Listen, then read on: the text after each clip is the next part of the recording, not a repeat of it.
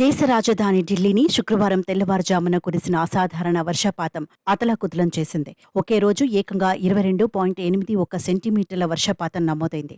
ఢిల్లీలో అంత అసాధారణ వర్షం కురుస్తుందని అంచనా వేయడంలో వాతావరణ నమూనాలు విఫలమయ్యాయని నిపుణులు అంటున్నారు. ఢిల్లీలో జూన్ నెల సగటు వర్షపాతం 7.41 సెంటీమీటర్లు కాగా అంతకు 3 రెట్లు వర్షం ఒక్క శుక్రవారమే నమోదవడం అసాధారణమే. భారత వాతావరణ శాఖ రికార్డుల ప్రకారం జూన్ నెలలో 1936 తర్వాత ఇదే అత్యధిక వర్షపాతం. అయితే ఢిల్లీలో శుక్రవారం కుండపోతగా వర్షం కురుస్తుందని ముందస్తుగా ఐఎండీ అంచనా వేయడంలో ఫెయిల్ అయింది. కేవలం గాలులతో కూడిన వర్షం కురుస్తుందని మాత్రమే ముందస్తుగా ఐఎండీ ప్రకటించింది.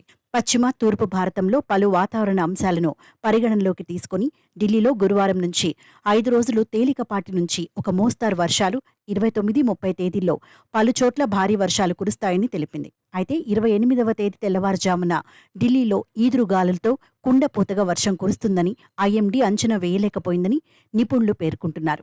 ఈదురుగాలులతో వర్షం పలుచోట్ల భారీ వర్షం కురుస్తుందని శుక్రవారం ఉదయం 4:58 ఐఎండీ హెచ్చరిక జారీ చేసింది. అయితే ఆ హెచ్చరిక జారీ చేసే సమయానికే కుండపోతగా వర్షం కురుస్తోందని, అప్పటికే అనేక ప్రాంతాలు నీట మునిగాయని నిపుణులు గుర్తు చేస్తున్నారు. శని, ఆదివారాల్లో కూడా భారీ వర్షాలు ఢిల్లీని ముంచెత్తుతాయన్నారు. మరోవైపు భారీ వర్షాలతో ఢిల్లీ ప్రజలు ఇబ్బందులను ఎదుర్కొంటున్నారు. వివిధ ప్రాంతాల్లో శుక్రవారం వరదల కారణంగా 5 చనిపారు.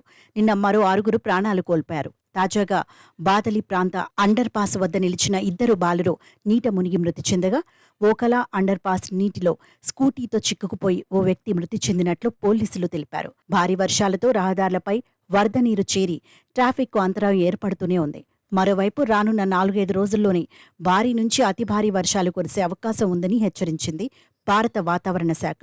వరుస వర్షాలతో ఢిల్లీ, హిమాచల్ ప్రదేశ్, గుజరాత్, అస్సాం రాష్ట్రాలు అతలాకుతలమవుతున్నాయి. మొత్తం 7 రాష్ట్రాల్లోని 1,33,000 మంది వరదలతో సతమతమవుతున్నట్లు అధికారులు ప్రకటించారు. అటు అస్సాంలో ఇప్పటికే వరదల పరిస్థితి మరింత దారుణంగా మారింది.